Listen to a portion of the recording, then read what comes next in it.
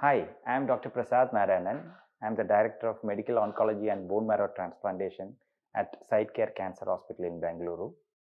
Bone marrow transplantation is one of the oldest, treatment which we have in the treatment of cancer, majority in hematological cancers.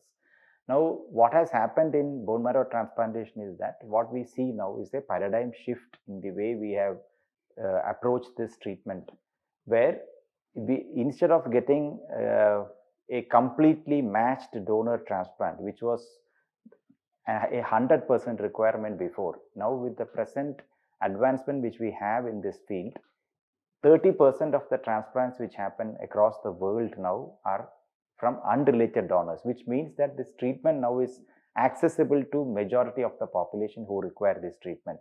And this is one of the treatment modalities which is needed in many cancers, hematological malignancies, solid tumors, so on and so forth. Another advancement which is happening here is the kind of knowledge that we have about the complications post this transplant, where sometimes there can be a graft versus host disease, what we call as, where the body tries to repulse the graft which happens.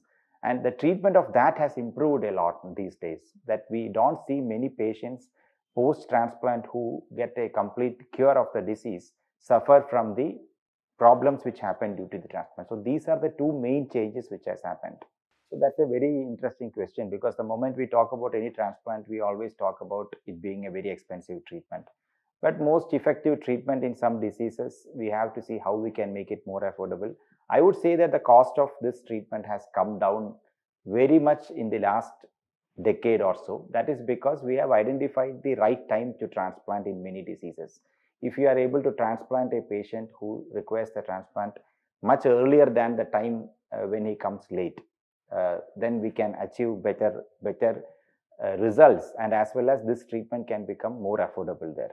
Secondly, for a country like India, which has got the population as its strength, if we bank more and more of our stem cells, like what we are doing now, I think we will get a big supply of stem cells, so that people who require this therapy have access to it.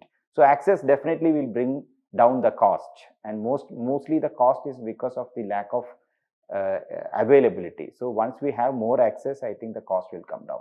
So we have a well-experienced team who have done more than 300 bone marrow transplants in our career, and in Cytecare specifically, we have now done 15 transplants, and we have been quite successful in this, and we are moving towards increasing our portfolio, including some research which is going to happen in CAR T cell therapy.